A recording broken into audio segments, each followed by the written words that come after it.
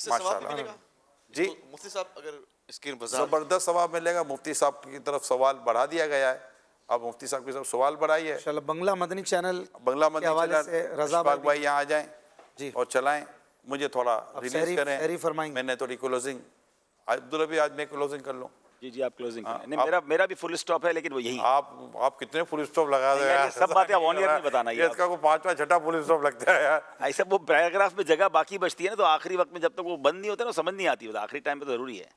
अब ये सब चीज़ें नहीं बताया करो, मैं आपको बता देता हूँ, सब बता देते हो, ऐसा थोड़ी होता है। भाई मैं कुछ नहीं बता, ठीक है। हाँ चलो चलो, मैं तो आप- पैराग्राफ, मुझे तो पैराग्राफ लिखने की इजाजत है ना। आपका पैराग्राफ क्लोजिंग बाकी है, आप जाएं। चले माशाल्लाह, सल्लु अलल हबीब, आ जाए। मोहम्मद अब्दुल हबीब भाई, मुझे एक शख्स मिला जी। दाढ़ी वाला नमाजी, उन्होंने अपना बताया कि वो ऐसे लोगों के साथ काम करते थे जो कब्जा करते थे, कब्जा